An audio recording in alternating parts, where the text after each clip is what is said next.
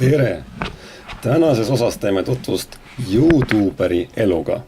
Et siis, kes või mis on YouTuber? Hea küsimus. Sõna YouTuber tuleb inglise keelest. You tähendab sina ja tube tähendab toru ehk siis sinu toru. Ja kõik need, kes YouTube'is midagi teevad, ongi YouTuberid.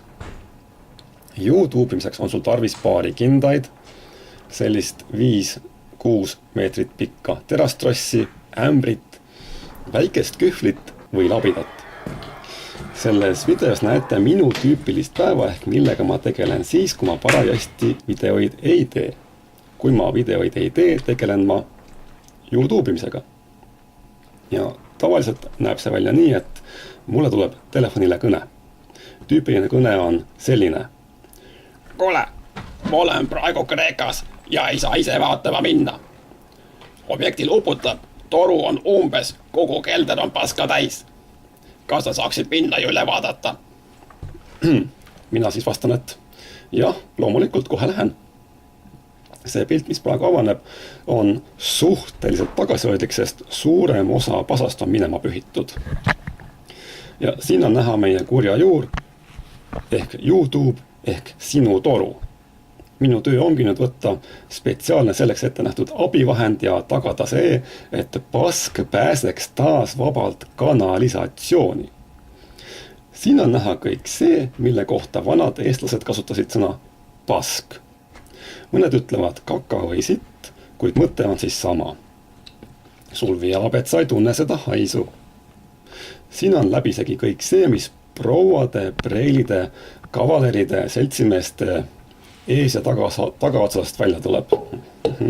Ühesõnaga, sa võtad terastrossi, mille otsas on tinaraskus ja üritad selle abil läbi pasa teed rajada. Ja 10-20 centimeetri pikkuste sammude kaupa pääsed sa edasi. Tavaliselt läheb sellise YouTube'imise peale 2-3 tundi. Mõnikord tuleb YouTuberi elus ette imelikke asju. Ikka leidub mõni kadetseja või kaebaja või rahulolematu kodanik. Ei ole küsimus selles, kas sa teed midagi hästi või halvasti, vaid küsimus on selles, kuidas sa kellelegi meeldid. Kui videod ei meeldi, siis ei pea neid vaatama, kuid ikka leidub keegi, kes peab mõnele su videole miinuse kirja panema. Nagu muudaks miinuste panemine maailma paremaks. Ei muuda ju.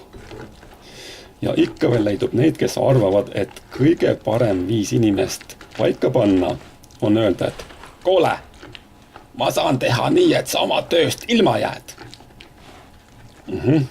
Mulle nii öeldi mõni aeg tagasi.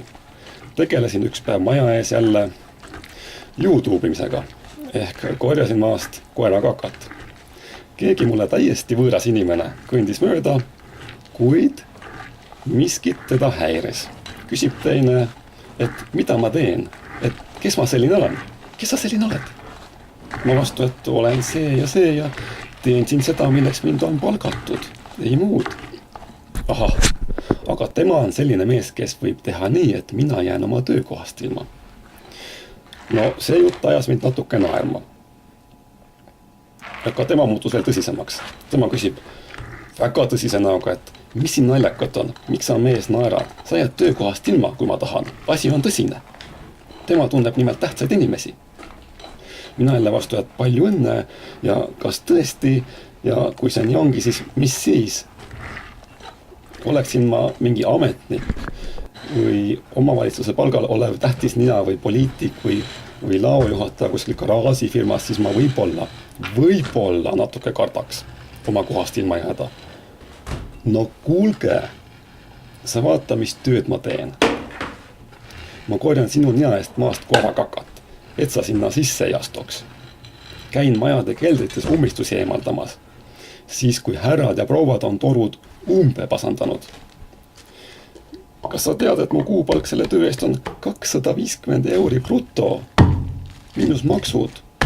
Nii et ämber on siin ja kühvel on siin ja võid kohe alustada, võtt.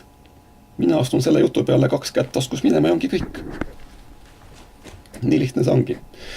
Ja siis mine seleta oma mõjuvõimsale tuttavale, äkki tuleb su vägev sõber, kellel on meelevald ükskõik mis ajal kingo anda, et kas see tuleb ise siia paska kühveldama või?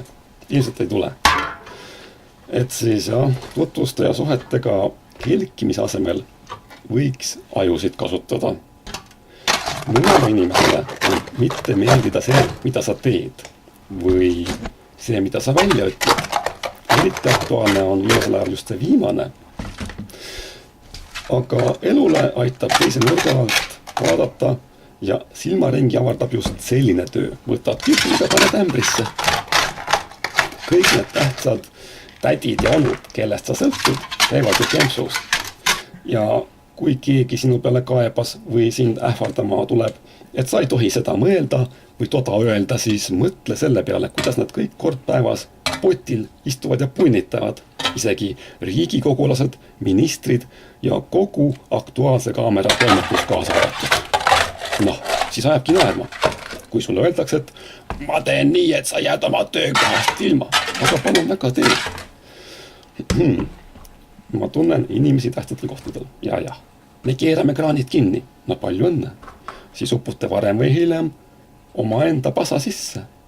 Nii et minu poti sees on kõik võrdsed. Nagu näha, mingit vahet ei ole. Aga kes nüüd ikka veel unistab YouTube'i videotega suure raha tegemisest, siis ainult selle peale tõesti loota ei saa. 10 000 vaatamise pealt on võimalik YouTube'is teenida 10 euri.